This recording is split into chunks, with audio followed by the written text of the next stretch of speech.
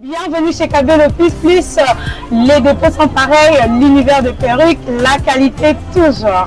Ba mama boyo kilanga eloko oyo solution pour ba problème na bino etali ba perruque ya qualité yango oyo KB Le Plus Plus tient à disposition et ba grande dame ya province ya Kinshasa to pe ya Congo ba perruque ya qualité na bon prix question ya kotia bino à l'aise na ningi ya kosakana te KB Le Plus Plus abosali ba commerçant te pamba te atie mobang la promotion donc ce que olingo sont ma perruque en gros topé en détail yaka na lombango awa na KB Le Plus Plus. Nous vous proposons nos perruques, en tout cas la perruque qui a bonne qualité, n'a pas prix moko ya moins cher. Yo mutozo landanga, tu aimerais débuter ton commerce, nous banda commerce na yo na mbongo mukie yaka au croisement Boka Sakabamba na commune ya Kinshasa.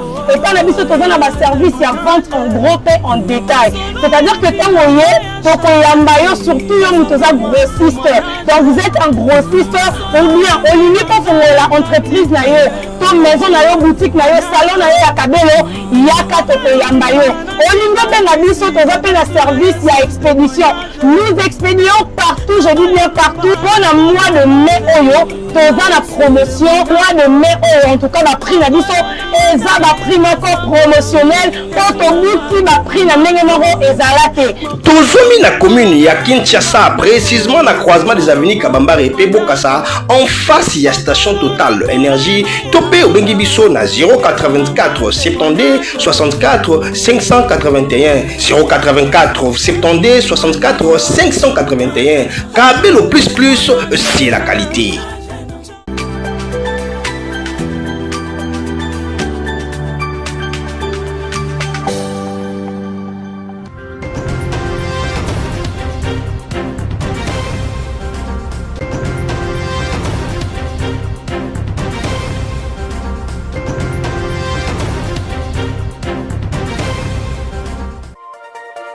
Plus de 14 chefs coutumiers ont été installés dans le territoire de Djougou dans la province de l'Ituri par l'administration militaire. Le caucus de quelques organisations de droits de l'homme a organisé un atelier de plaidoyer sur la mise en place des mécanismes nationaux de prévention de la torture en République démocratique du Congo. Une nouvelle session d'information à la télévision de l'éducation. Mesdames et messieurs, bienvenue à toutes et à tous. Place au développement des titres dans l'actualité.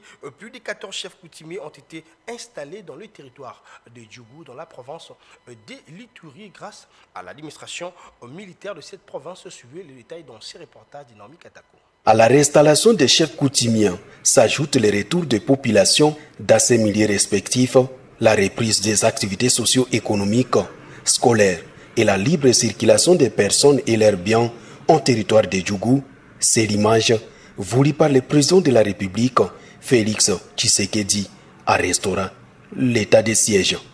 En territoire de Djougou, jadis épicentre des hostilités, 14 chefs coutumiers ont été installés et réinstallés grâce au climat de paix qui règne en cette période de l'état de siège. Quand nous sommes arrivés, ils ont commencé à nous contacter pour que nous puissions arriver à trouver solution dans leur dossier. Vous allez trouver les groupements Gili, les groupements Loga, et puis dans le secteur de Walendou-Piti, vous allez trouver le groupement Zabou.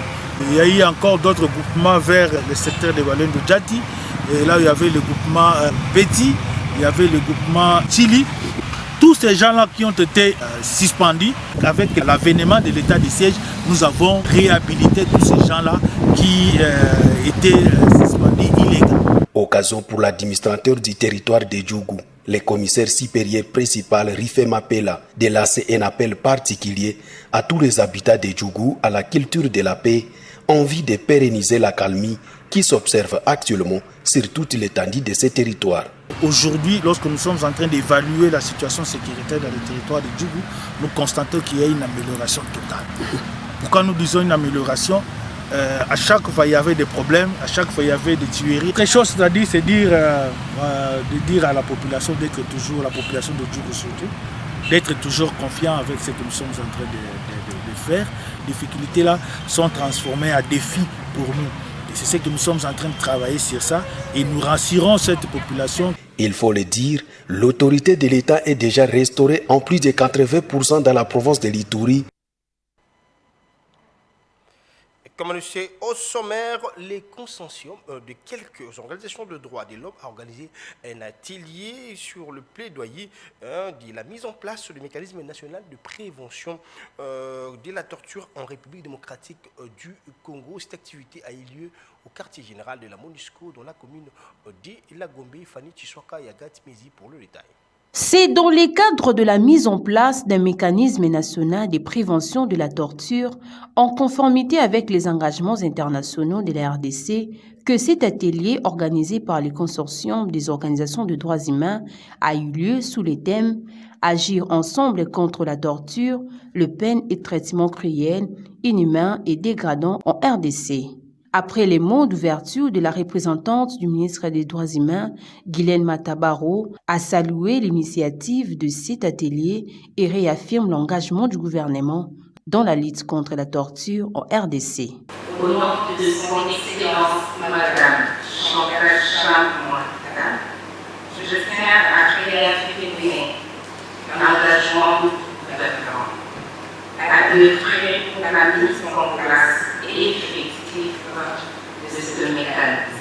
Au sortir de ces assises, le président Bernard Katumba de la CAT revient sur les résolutions prises à travers cet atelier. Qu'à l'issue de ces assises, nous puissions adopter un draft, parce qu'il existe déjà une initiative du ministère des Droits humains, initiative à laquelle nous avons collaboré en amont, qui aujourd'hui est au niveau de la commission des lois du gouvernement.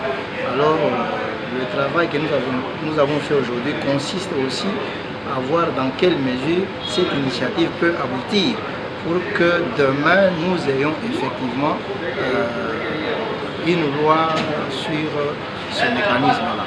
Ces plaidoyers visent à travailler sur comment faire adopter ces mécanismes au niveau du Parlement, la loi sur la prévention de la torture.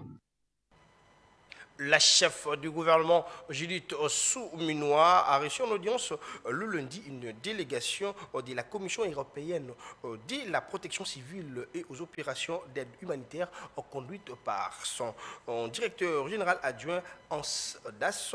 Au menu de leur échange, la situation humanitaire préoccupante dans la partie est de la République démocratique du Congo. Pour plus de détails, suivez cet élément de Junior Twendele rendu par Nambi Katako.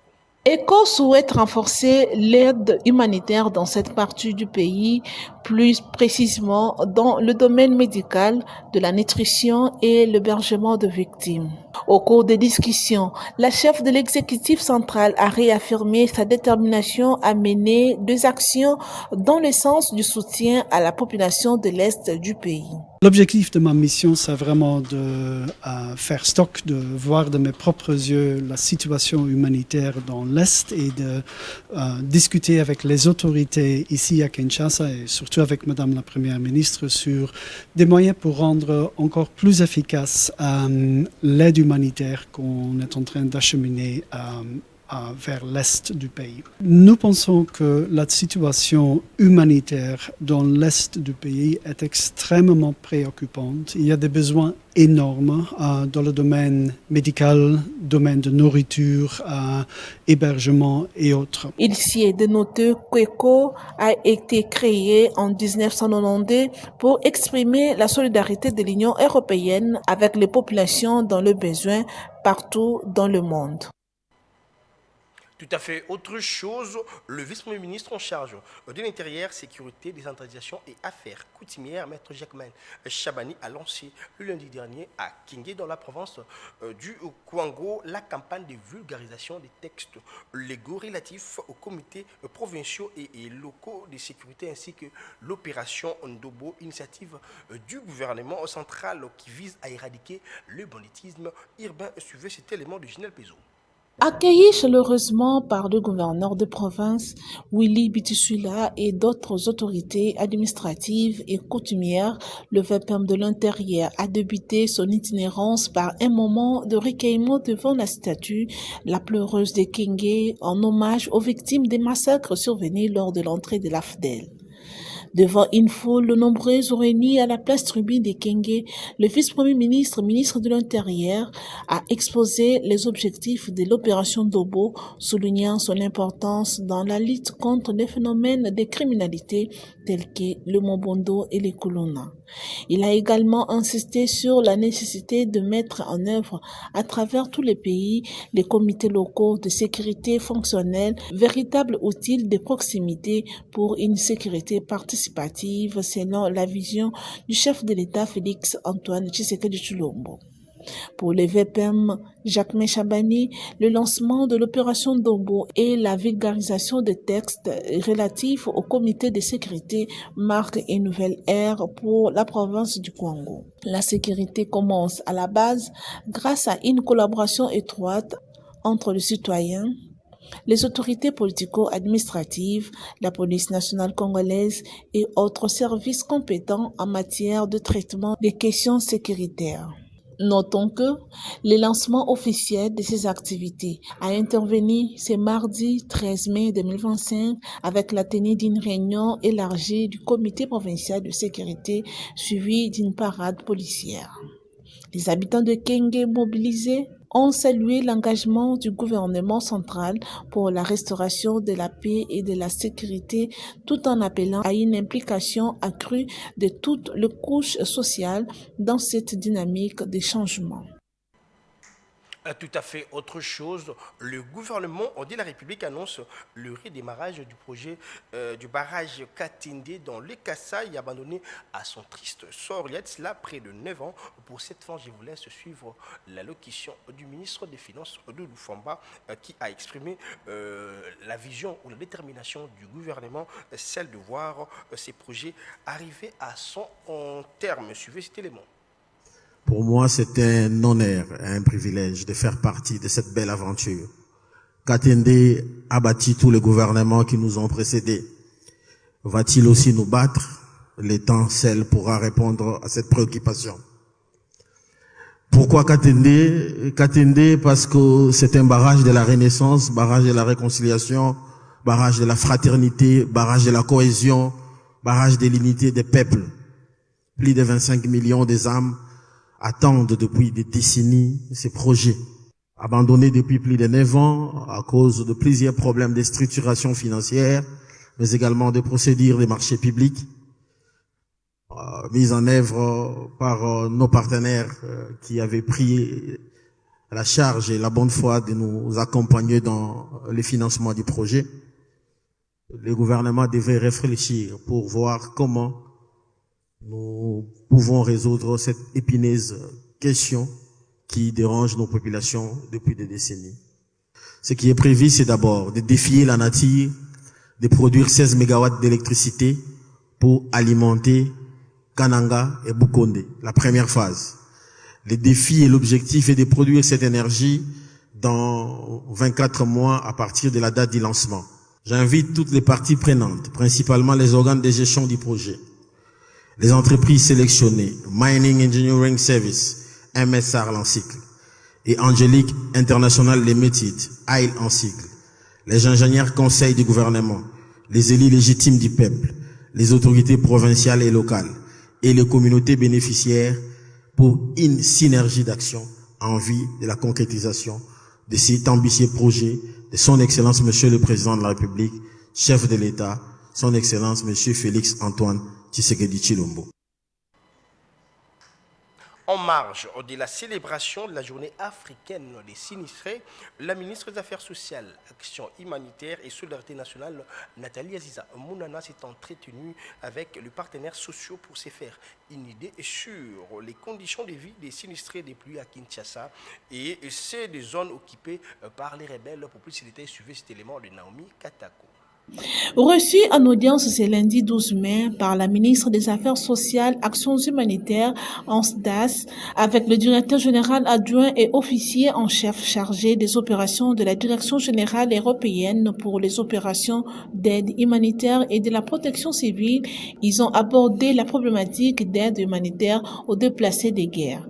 ANSDAS a réaffirmé l'engagement de sa structure devant la patronne des Affaires sociales, Actions humanitaires et solidarité solidarité nationale de ne pas abandonner les financements de sinistrés, mais plutôt maintenir le niveau du financement.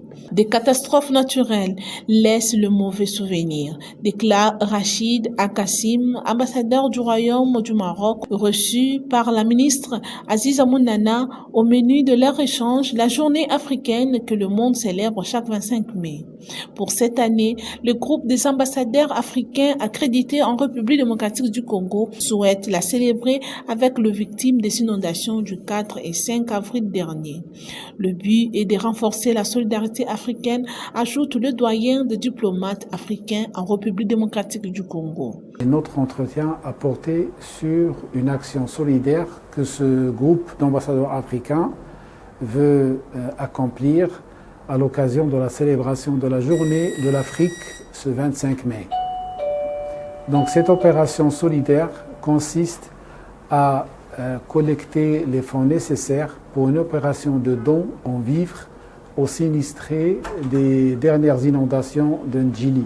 Parmi les sinistrés de guerre dans la partie est du pays et des inondations de Kinshasa, on y retrouve des enfants. Les enfants sinistrés sont une priorité pour Nathalie Azizamounana. C'est ce qu'elle a fait savoir au nouveau représentant de l'UNICEF, John Agbor, qui n'a que 6 jours à Kinshasa. Rendons-nous dans la province du Haut-Katanga où le gouverneur des provinces, Jacques Kabula Katoué, a effectué une visite de travail dans la commune rurale de Sakania. Pour plus de détails, suivez cet élément de Ginel Pezo.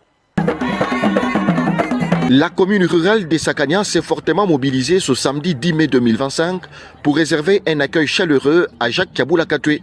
Le gouverneur est venu prendre part à la messe du centenaire de la paroisse catholique Saint-Dominique Savio. À l'aérodrome, une foule enthousiaste composée de toutes les couches sociales et des partis politiques membres de l'Union sacrée, dont l'Action pour la rupture et le développement ARDF, s'est mobilisée. C'est à 14h40 local que l'appareil transportant le chef de l'exécutif provincial du Haut-Katanga s'est posé sur la piste de l'aérodrome de Sakania. Au bas de la passerelle pour accueillir le premier des Haut-Katangais, l'administrateur du territoire et les comités provincial et local de sécurité. Après de brèves poignées de main, Jacques Kabula Katoué va recevoir les honneurs militaires avant de saluer les officiels et la foule. De là, le gouverneur va se rendre à l'entreprise minière Frontier SA pour une visite éclair. Ici, Jacques Kabula Katoué suivra des explications sur l'exploitation de la mine à ciel ouvert en passant par la section d'assemblage d'engins lourds. Le chef de l'exécutif provincial avait dans sa suite ses ministres provinciaux des mines, Lucien Loumano, et du genre Valérienne Mumba Kiboko. L'entreprise minière Frontier SA offre plus de 3000 emplois directs et indirects aux Congolais. Sur le même site, le gouverneur de province a présidé le conseil de sécurité qui a réuni les membres des comités provinciaux et locaux. Rien n'a filtré de cette rencontre de près d'1 heure. La journée s'est achevée par des retrouvailles émouvantes entre Jacques Kabula Katoué et d'anciens collègues de Frontier SA qui ont partagé souvenirs et expériences dans une ambiance conviviale, rappelant leur collaboration entre 2006 et 2014. Cette rencontre a incarné un moment de solidarité et de fraternité, couronnant une journée riche en événements et en échanges sous un dîner copieux. C'est dans l'objectif de visiter ces bases et de les sensibiliser concernant les enjeux de l'air que la présidente de l'ONG Femme Brillante Ruth Bilonda Kapata a effectué une descente au quartier Matadi-Mayo dans la commune de Mongafula pour échanger avec sa base de ce coin de la capitale. Pour plus de détails, suivez cet élément. Après les quartiers Mafuta et Kisangani en Boudi, la patronne de l'ONG Femme Brillante Ruth Bilonda Kapata a effectué une descente le vendredi 10 mai 2025 au quartier Matadi-Mayo dans la commune de Mongafula où elle a échangé avec les membres de son ONG sur les questions importantes touchant le fonctionnement de sa structure. Dans le même cadre, Ruth Bilonda Kapata a mis l'accent sur l'évolution de la situation sécuritaire à l'est du pays. Elle a fait appel à tous les membres et cadres de sa structure de Matadi-Mayo pour soutenir le chef de l'État, Félix Antoine Tshisekedi Tshilombo, les FARDC ainsi que le Ouazalendo dans leur mission de rétablissement de la paix dans cette partie du pays.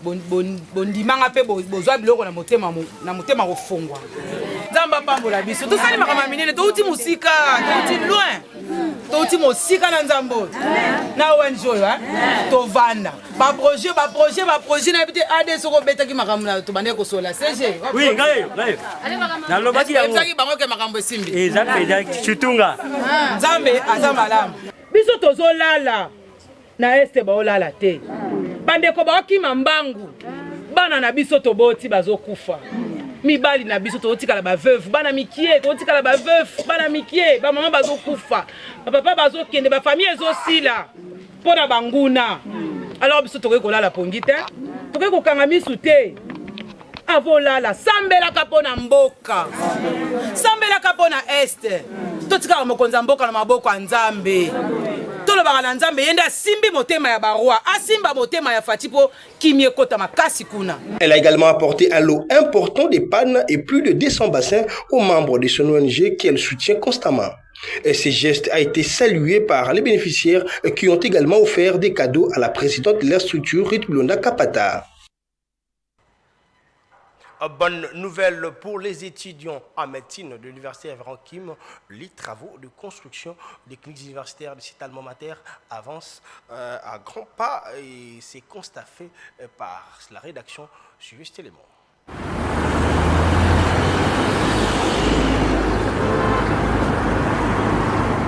Les travaux de construction de la clinique universitaire Révérend Kim sur le boulevard du 30 juin évoluent à grands pas. Sur place, l'équipe des constructeurs s'active à faire sortir des terres congolaises un cadre hospitalier de 8 niveaux offrant des soins de santé de qualité. Monsieur Im Ok Yoon, directeur du projet, explique ici les projets en cours. Maintenant, nous sommes en pleine construction de la clinique universitaire Révérend Kim. Maintenant, la construction prendra une superficie d'à peu près 10 000 mètres carrés. Nous avons un sous-sol et à l'étage, nous avons 8 étages. Nous avons un peu divisé la zone en 3, A, B, C. Et la partie A, vous verrez dans les images que la partie A au niveau sous-sol est déjà finie. Donc à peu près la moitié de la fondation a déjà été construite et le sous-sol. Ainsi que nous avons commencé le rez-de-chaussée. La partie A est déjà en construction. En quoi les directeurs du projet, ces travaux vont toucher à leur terme en avril 2026. L'équipe de construction ainsi que de gestion sont en train de travailler pour faire en sorte que la construction puisse être prête, finie l'année prochaine vers avril. Hormis la dispensation de soins de haute qualité, la clinique universitaire Révérend Kim va également servir de cadre pour l'enseignement pratique des étudiants en médecine à l'université Révérend Kim.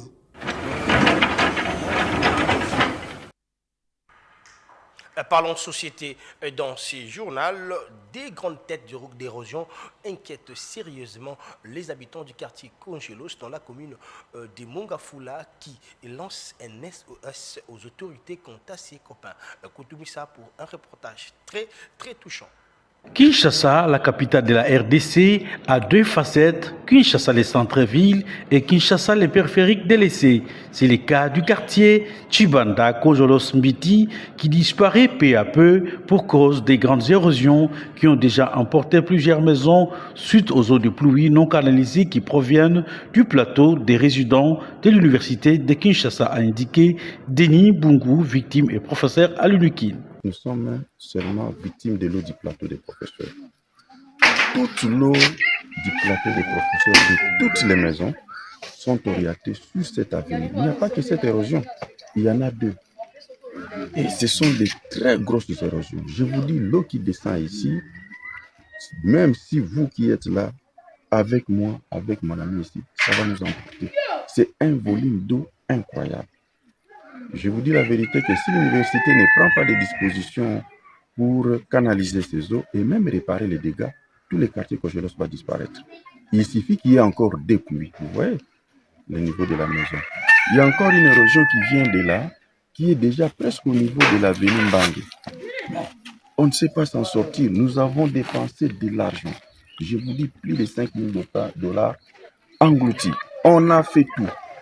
Ils ont clôturé les campus, c'est bien beau, mais ils auraient pu commencer par canaliser ces eaux jusqu'au déversoir. De son côté, la population s'est dit incapable d'arrêter ces ravins, vu la grandeur, la profondeur et la vitesse dans laquelle elle avance. Parce que la majorité quartier Mobimba Ekimi déjà, Zosenga mingi mingi na biso mokonza mboka, son excellence Fachi Beton. Pour rappel, si rien n'est fait, ce quartier sera effacé de la carte de Kinshasa et va encore faire des dégâts matériels et des pertes en vies humaines. Les autorités sont donc interpellées à agir dans toute urgence avant que l'on compte des morts. D'un quartier à un autre, au quartier Kingabwa, dans la commune de Limité, la police nationale congolaise a mis la main sur les malfrats qui sèment terreur et désolation dans ces coins de la capitale. Pour plus de détails, suivez ces reportages de Jerry Roméo Mwamba et Delphin Tundula. À en croire le sous-commissaire adjoint commandant poste de police des Anges à Kingabwa dans la commune de Limité, quelle que soit la longueur de la nuit, les jours finissent par s'élever. Que la population ait confiance en nous, qui demeurent toujours à dénoncer les malfaiteurs comme ils ont l'habitude de le faire et qu'ils inspirent confiance en nous toujours.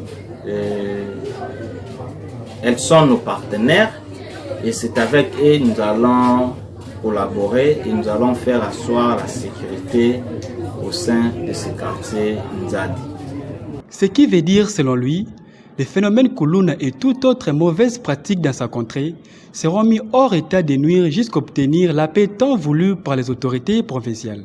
C'est ainsi qu'ils ont mis la main sur ce qui ne cesse de déranger la quiétude des paisibles populations les jours comme la nuit.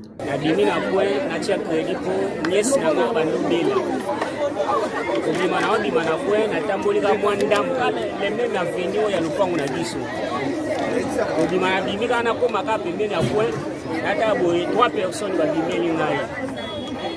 nasuka comme si nazalaki na telefone nasuka boye maboko na bango bakangi ngai nga bokanga nga boye nini pesa telefone nga te na opesa telefone te na opesa telefone pourquoi na jusqu'au telefone on nazalaki na natali baza bakulu na natali sikoyo baza na machete na ju telefone na bwaka na kati ya lupango mo boye ekota ta kuna comme ça donc ewela mo ata kuna azwi lisieti pena ya fanga bona telemika bona badeti na lisieti ya bona kunzane sikoyo na sansale na kima na kota na kati ya lupango wana na kima balandisi na lisieti.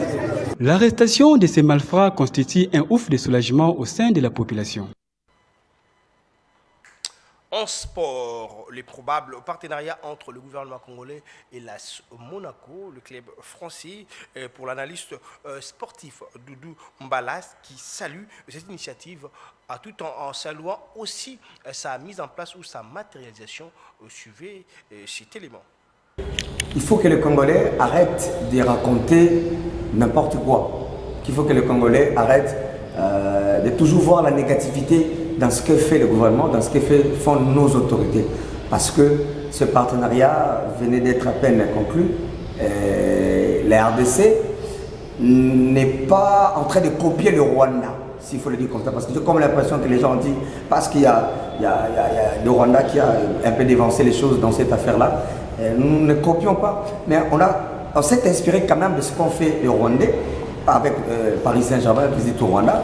Nous, on s'est dit également, je pense que appeler les investisseurs à venir également investir justement en République démocratique du Congo. On va bénéficier de ça des stages des joueurs locaux. J'ai vu dans le contenu, on va développer nos infrastructures avec les partenaires, avec la principauté de Monaco. Et il y aura même des encadreurs techniques, c'est-à-dire nos entraîneurs nationaux, ceux qui vont commencer à faire des stages, à aller à Monaco pour aller se former davantage pour les développements de notre football. J'ai lu le contenu, on parle de 1 600 000 $ américains qui seront versés par an. Je ne sais pas si c'est ce que j'ai lu est vrai, mais je pense que c'est comme ça. Mais si tel est le cas, il va falloir aussi réfléchir un tout petit peu parce que le championnat national ici à la République du Congo, parfois ça s'arrête par manque de moyens. Et lorsqu'on arrive, c'est comme si quelqu'un qui veut bien gâter l'enfant d'un voisin, alors que son propre voisin a des problèmes, mais il ne sait pas le prendre en charge.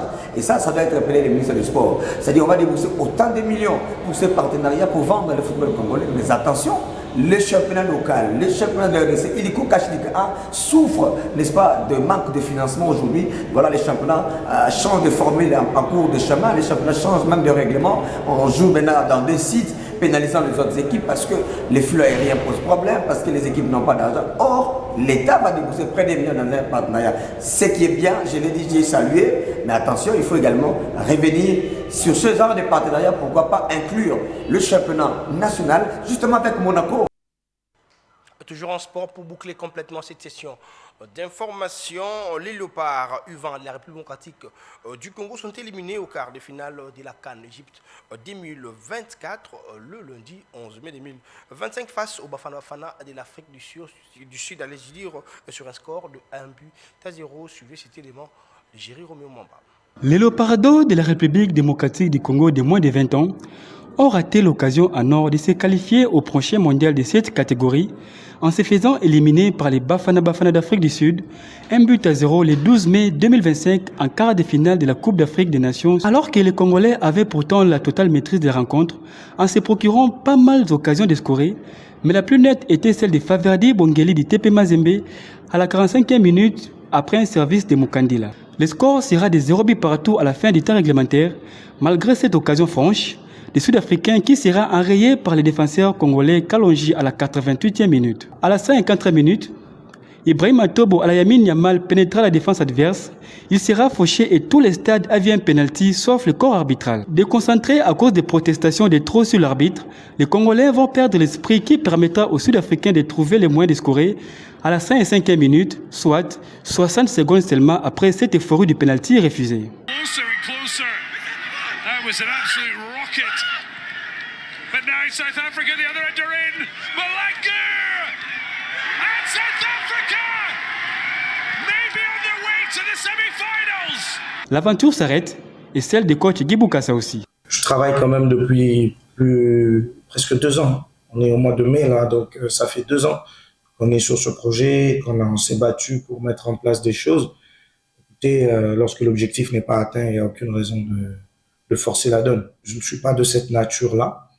Je remercie ceux qui ont cru en nous, la fédération et même le gouvernement qui l'a matérialisé par cette signature. Mais je crois que la signature, elle devrait couvrir le temps qu'on a passé. Et parce que le futur, il n'y en aura pas dans cette catégorie. Je m'arrête là. Accorgeons ensemble avec vous qu'il s'agit du lundi 12 mai 2025. Mesdames et messieurs, c'est ici qui prend fin cette session d'information. Mais tout d'abord, rappelons les titres. Vous avez suivi dans ce journal, plus de 14 chefs coutumiers ont été installés dans le territoire de Djougou, dans la province de l'Uturi par l'administration militaire. Mais aussi les caucus de quelques organisations de droits de l'homme a organisé un atelier de plaidoyer sur la mise en place des mécanismes nationaux de prévention de la torture en République démocratique du Congo. Merci de nous choisir pour s'informer. C'est ici que prend fin totalement cette session d'information ici à la télévision d'éducation. Restez branchés au programme de votre chaîne éducative. Surtout, prenez soin de vous car chaque jour est une vie. Au revoir.